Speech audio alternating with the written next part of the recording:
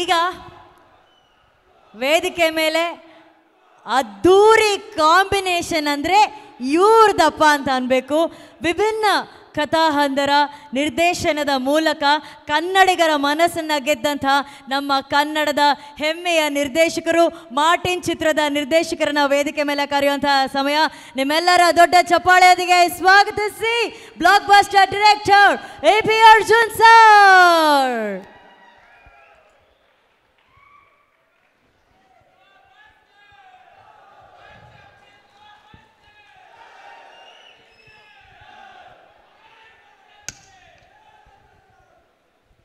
ಎಲ್ರಿಗೂ ನಮಸ್ಕಾರ.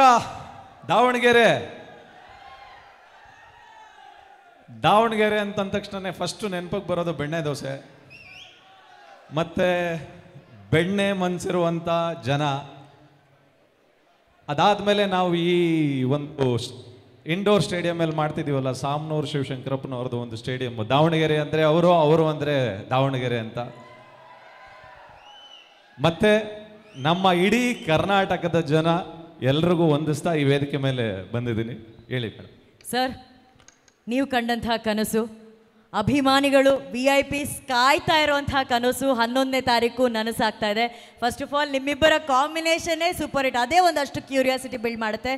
ಮತ್ತೆ ಎಷ್ಟೋ ಸಮಯದ ನಂತರ ನಿಮ್ಮ ಕಾಂಬಿನೇಷನಲ್ಲಿ ಸಿನಿಮಾ ಬರ್ತಾ ಇದೆ. ಆ ಎಕ್ಸೈಟ್ಮೆಂಟು ಆ್ಯಂಡ್ 11ನೇ ತಾರೀಕಿಗೋಸ್ಕರ ನೀವೆಷ್ಟು ಕಾಯ್ತಾ ಇದ್ದೀರಾ?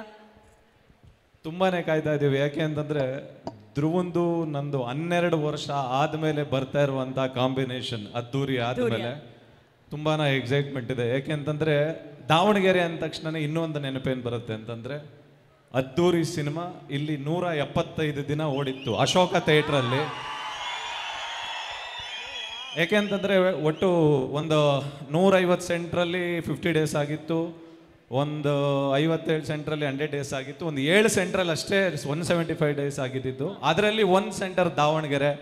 ಅವತ್ತೂ ದಾವಣಗೆರೆ ಜನ ಅದ್ದೂರಿಯಾಗಿ ಬೆಣ್ಣೆ ಮನಸ್ಸಿಂದ ನಮ್ಮನ್ನ ಸಖತ್ತಾಗಿ ಸ್ವಾಗತ ಮಾಡಿ ಪ್ರೀತಿ ಮಾಡಿ ಗೆಲ್ಸಿದ್ರಿ. ಇವಾಗ ಮಾರ್ಟಿನ್ ಬರ್ತಾ ಇದೆ, ಅವತ್ತೇನಾಗಿತ್ತೋ ಅದಕ್ಕೆ ಡಬಲ್ ಜಯನ ವಿಜಯದಶಮಿ ದಿನ ವಿಜಯ ಕೊಡ್ತೀರಾ ಅಂತ ನಂಬಿದ್ದೀನಿ. ಅಷ್ಟೇ ಎಕ್ಸೈಟ್ಮೆಂಟ್ ಇದೆ ಸರ್. ಖಂಡಿತವಾಗ್ಲೂ 11ನೇ ತಾರೀಕು ಬಿಡುಗಡೆ ಆಗ್ತಿರುವಂತಹ ಮಾರ್ಟಿನ್ ಚಿತ್ರ ನಮ್ಗೆ ಯಾರಿಗೂ ಮೋಸ ಮಾಡಲ್ಲ, ಅದಂತೂ ನಂಬಿಕೆ ಇದೆ. ಆದರೆ ಯಾವ ಒಂದು ಅಂಶಕ್ಕೋಸ್ಕರ ಈ ಸಿನಿಮಾ ಮಿಸ್ ಮಾಡಲೇಬಾರ್ದು ಗುರು ಅನ್ನೋದಾದರೆ ಅದು ಏನಾಗಿರುತ್ತೆ ಸರ್?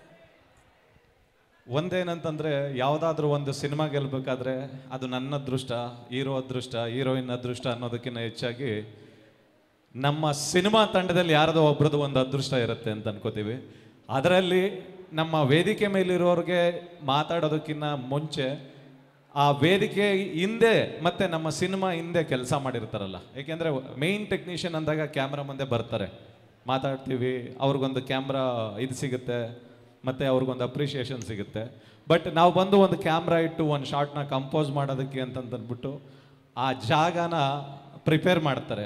ಒಬ್ಬ ನಿರ್ದೇಶಕನಿಗೆ ಅಂತ ಬಂದರೆ ನಿರ್ದೇಶಕನ ತಂಡದ ಹಿಂದೆ ಒಂದು 8-10 ಜನ assistant directors, associate directors, co directors ಕೆಲಸ ಮಾಡ್ತಾರೆ. ಯಾಕೆಂದ್ರೆ ನಾನೇನೋ ಒಂದು ಸೀನ್ಗೆ ಒಂದು ಪ್ರಿಪ್ರೇಷನ್ ಮಾಡ್ಕೊಂಡಿರ್ತೀನಿ, ಅದಕ್ಕೆ ಒಂದಷ್ಟು ಪ್ರಾಪರ್ಟೀಸ್ ಬೇಕಾಗಿರುತ್ತೆ, ಒಂದಷ್ಟು ಆರ್ಟಿಸ್ಟ್ಗಳು ಬೇಕಾಗಿರ್ತಾರೆ, ಕಾಸ್ಟ್ಯೂಮ್ಸ್ ಬೇಕಾಗಿರುತ್ತೆ.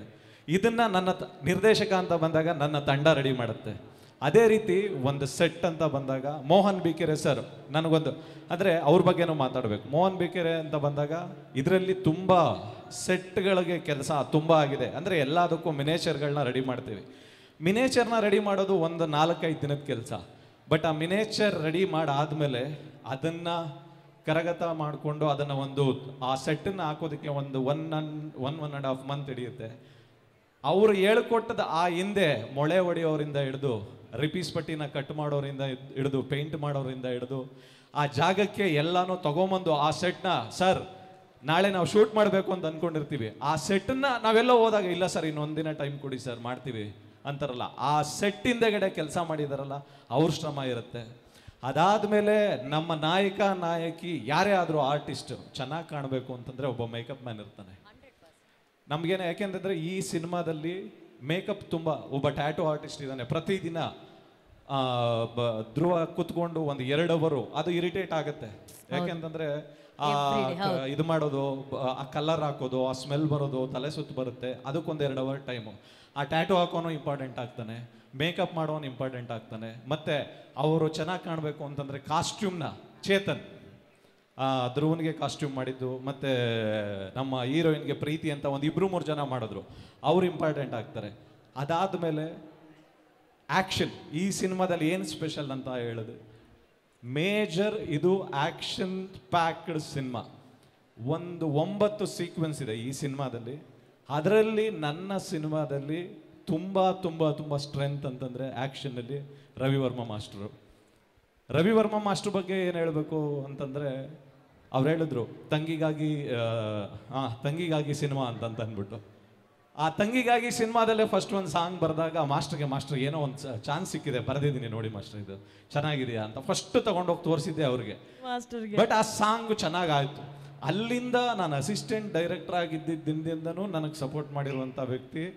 ಅಂದರೆ ಪ್ರತಿಯೊಂದು ಹಂತದಲ್ಲೂ ಅವಾಗ ನಮಗೆ ಫೈನಾನ್ಷಿಯಲಿ ಆಗ್ಬೋದು, ಇಲ್ಲ ಅಂತಂದ್ರೆ ಏನೋ ಒಂದು ಮೋಟಿವೇಶನ್ಗಾದ್ರೂ ಎಲ್ಲ ಹಂತದಲ್ಲೂ ನನ್ನ ಜೊತೆಗೆ ನಿಂತಂಥವ್ರು.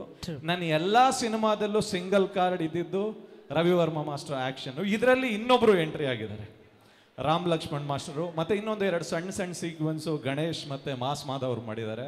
ಮಾಸ್ಟರ್, ನಿಮ್ಮ ಈ ಸಿನಿಮಾದಲ್ಲಿ ನೀವು ನನಗೆ ಕೊಟ್ಟಂಥ ಸಾಥ್ನ ನಾನು ಯಾವತ್ತಿಗೂ ಮರೆಯಲ್ಲ. ಯಾಕೆಂತಂದ್ರೆ ಕ್ಲೈಮ್ಯಾಕ್ಸ್ ಮತ್ತೆ ಆ ಬಾಂಬೆಯಲ್ಲಿ ಆಕ್ಸಿಡೆಂಟ್ ಆಯ್ತಲ್ಲ, ಆ ಸೀಕ್ವೆನ್ಸ್ ಎಲ್ಲ ಅವ್ರು ತಗೊಂಡಂಥ ರಿಸ್ಕು ನಿಜವಾಗ್ಲೂ ಹ್ಯಾಟ್ಸ್ ಆಫ್ ಮಾಸ್ಟರ್. ನನಗೆ ಯಾರು ತೆಗೆದುಕೊಡ್ತಿದ್ರೋ ಗೊತ್ತಿಲ್ಲ, ನೀವು ನನಗೆ ಅಷ್ಟು ಅದ್ಭುತವಾಗಿ ತೆಗೆದುಕೊಟ್ಟಿದ್ದೀರಾ. ಆ ಅದ್ಭುತಕ್ಕೆ ತುಂಬ ಸಪೋರ್ಟ್ ಮಾಡಿದ್ದು ನನ್ನ ಹೀರೋ. ಯಾಕೆಂತಂದ್ರೆ ಏನೇ ತೆಗಿಬೇಕು ಅಂತಂದ್ರು ಇದರಲ್ಲಿ ಮೇಜರ್ ರೋಲಲ್ಲಿ ಇರುವಂಥದ್ದೇ ಅವ್ರದ್ದಾಗಿರೋದ್ರಿಂದ ಏನೇ ಒಂದು ರಿಪೀಟ್ ಶಾಟ್ ತೆಗಿಬೋದು, ತಿರ್ಗಾ ರೀಟೇಕ್ಗಳಾಗ್ಬೋದು. ಅಂಥ ಟೈಮಲ್ಲಿ ಮಾಸ್ಟ್ರು ಮತ್ತು ಅವರ ಒಂದು ಕೆಮಿಸ್ಟ್ರಿ ಚೆನ್ನಾಗಿರ್ಬೇಕಾಗುತ್ತೆ. ಬಟ್ ನನಗೇನೋ ಬೇಕು ಅಂತಂದಾಗ ಅವ್ರು ಹೇಳುವಂಥದ್ದು, ನನಗೇನೋ ಬೇಕು ಅಂತಂದಾಗ ನಾವಿಬ್ರು ಡಿಸ್ಕಸ್ ಮಾಡುವಂಥದ್ದು, ಇದರಲ್ಲೆಲ್ಲ ಮಾಸ್ಟರ್ ಹ್ಯಾಟ್ಸ್ ಆಫ್ ಮಾಸ್ಟರ್. ಮತ್ತು ರಾಮ್ ಲಕ್ಷ್ಮಣ್ ಮಾಸ್ಟರ್ ಇವ್ರದ್ದು ಅಷ್ಟೇ ಒಂದು ಓಪನಿಂಗ್ ಇಂಟ್ರಡಕ್ಷನ್ ಒಂದು ಫೈಟ್ ಮಾಡಿದ್ದಾರೆ ರಾಮ್ ಲಕ್ಷ್ಮಣ್ ಮಾಸ್ಟರು. ಅದಾದಮೇಲೆ ಕ್ಲೈಮ್ಯಾಕ್ಸಲ್ಲಿ ಅರ್ಧ ಚೇಸ್ವರೆಗೂ ಒಂದು 40 ಟ್ರಕ್ಕು, 40 ಬೈಕು, ಒಂದು 40 ಜೀಪು, ಅದಾದಮೇಲೆ ಒಂದು ಟ್ಯಾಂಕರು, ಇಷ್ಟನ್ನು ಹ್ಯಾಂಡಲ್ ಮಾಡ್ತಾ ಇದ್ದಿದ್ದು ರವಿವರ್ಮ ಮಾಸ್ಟ್ರು. ಯಾಕೆಂದ್ರೆ ಒಂದ್ಸತಿ ಹೋಗಿ ತಿರ್ಕೊಂಬಂದ್ರೆ 2 ಅವರ್. ಏನ್ ಸರ್, ಜಿಮ್ ಮುಗಿಸ್ಕೊಂಬಂದ್ಮೇಲೆ ಒಂದು 20 ಮೊಟ್ಟೆ ತಿನ್ನಪ್ಪ ಅನ್ನೋ ಥರ 40 ಟ್ರಕ್ಕು, 40 ಏನ್ ಸರ್ 40 ಇಷ್ಟು ಒಂದು ಚಿಕ್ಕ ನಂಬರ್ ಥರ ಹೇಳ್ತಾ ಇದ್ದೀರಲ್ಲ ಸರ್? ಅದು ಆ ರೀತಿ ಇದೆ. ಆ ರೀತಿ